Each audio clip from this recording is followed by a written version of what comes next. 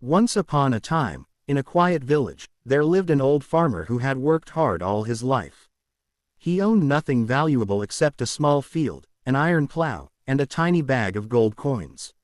He had two sons, Arjun, who was hardworking and steady like iron, and Ravi, who loved comfort and dreamed of becoming rich without effort.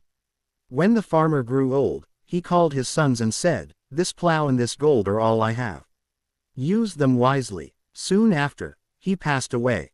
Ravi quickly took the bag of gold and left for the city, spending it on feasts, clothes, and friends who vanished when the gold was gone. Arjun stayed behind with the plow. Day by day, he tilled the land, planting seeds and caring for crops. Seasons changed, and his efforts brought plenty of harvests. Within a few years, Arjun became respected and wealthy, while Ravi returned home poor and ashamed. The brothers finally understood. Iron in the hand of the diligent is far greater than gold in the hand of the careless. Long ago, in another land, a wise king called his people and said, "I will give you a choice. Take either this golden crown or this iron sword." The crowd gasped at the shining crown, and most rushed to claim it. But a humble boy stepped forward and chose the sword, saying, "A crown may bring pride, but a sword brings protection." The king smiled but said nothing. Not long after, enemies attacked the kingdom. The people who had chosen crowns could not defend themselves, while the boy with the iron sword fought bravely and inspired others to resist. With courage and strength, the kingdom was saved. The king declared, "Gold may dazzle the eye, but iron protects the heart." The boy was rewarded with both honor and wisdom, while the others learned that empty pride cannot stand against real strength. In a small town lived a blacksmith who spent his days forging iron tools, gates, and locks for the people. His daughter often watched him work and sighed, "Father, why do you always make dull iron things? Other girls wear golden bangles and necklaces. I want something shiny too." The blacksmith smiled gently and replied, "Iron may not shine, but it keeps us safe." The daughter did not believe him. One night, a band of thieves crept into the town. They stole the golden ornaments and treasures from the houses they could enter. But when they reached the blacksmith's home, they found the heavy iron locks too strong to break. The whole town soon realized that while their gold was gone, the blacksmith's iron had protected their families.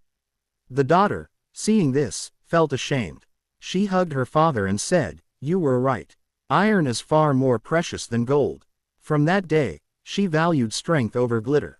In another kingdom, a greedy king loved gold more than anything. He looked at his army's iron swords and shields and thought, "Iron is ugly.